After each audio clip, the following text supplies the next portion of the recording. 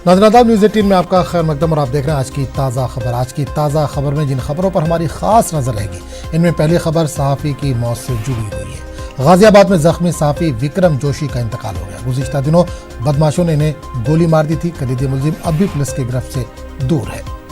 खबर सचिन पायलट के हवाले से जुड़ी है। सचिन पायलट ने कांग्रेस लीडर गिरिराज मलंका को कानूनी नोटिस भेजा है। मलंका ने सचिन पर 35 करोड़ रिश्वत देने का इल्जाम लगाया था।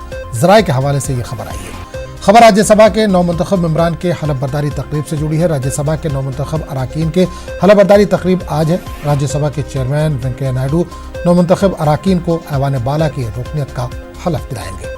खबर पीएम मोदी के खिताब से जुड़ी है। आज इंडिया आइडियाज सरबराही इजलास है, जिसमें पीएम मोदी का कलीदी खिताब होगा। इसके बाद बात होगी शिवसेना लीडर अब्दुल सत्तार के कोरोना मुस्बत रिपोर्ट की। महाराष्ट्र में एक और वजीर कोरोना पॉजिटिव पाए गए। शिवसेना लीडर अब्दुल सत्तार की कोरोना रिपोर्ट पॉजिटिव आई है। उन्होंने खुद ट्वीट करके इसकी जानकारी दी। खबर शिकागो से जुड़ी रहेगी। अमेरिका के शिकागो शहर में बंदूक बरदारों के अंधाधुंध फायरिंग में 14 अफराद जख्मी हो गए, जिन्हें अस्पताल में दाखिल करा दिया गया। उनमें कुछ की हालत नाजुक बताई जा रही है।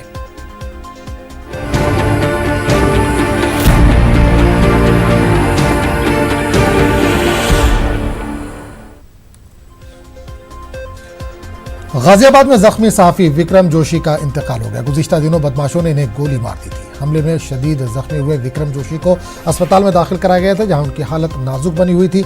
सहाफ़ी विक्रम जोशी पर हमले के मामले में पुलिस ने 9 अफराद को गिरफ्तार कर लिया, लेकिन कलीदी मुलजिम अब भी पुलिस की गिरफ्त से दूर है। इसके साथ ही मामले में लापरवाही बरतने पर चौकी इंचार्ज को मुअत्तल भी कर दिया गया है।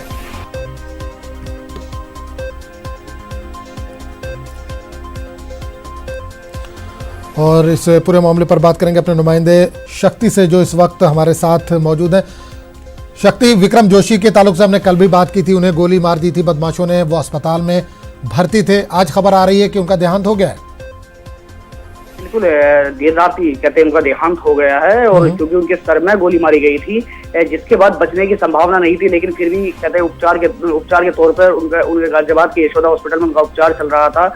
और ये कोशिश थी कि कहीं ना कहीं कहते हैं जो पत्रकार साथी हैं वे बच जाएं, लेकिन पत्रकार साथी ने रात दम तोड़ दिया। और इसी के साथ जो गाजियाबाद की मीडिया उसमें काफी आक्रोश है देखने को आ रहा है। वहीं जो परिजन है उनका रो रो के बुरा हाल है कि देखिए, कहते हैं हमने एक तहरीर दी थी और तहरीर भी 4 दिन बाद छेड़खानी की तहरीर दी थी, जिसके बाद पुलिस ने कोई भी कार्रवाई नहीं की।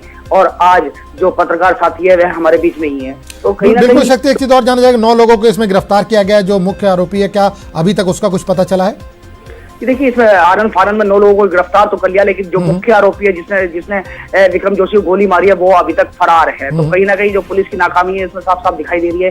जिस तरह मीडिया का प्रेशर पड़ा, तो उस समय लगातार जो भी मिला पुलिस ने वह दिखा के अपना गुडवर्क तो इसमें दिखा दिया है, लेकिन जो मुख्य आरोपी है उसे अभी तक गिरफ्तार नहीं कर पाई। और साथ ही एक चौकी इंचार्ज को इसमें सस्पेंड किया है लापरवाही बरतने पर। लेकिन कहीं ना कहीं जो बड़े अधिकारी हैं, जो आला अधिकारी हैं, उन पर भी कार्रवाई होनी चाहिए।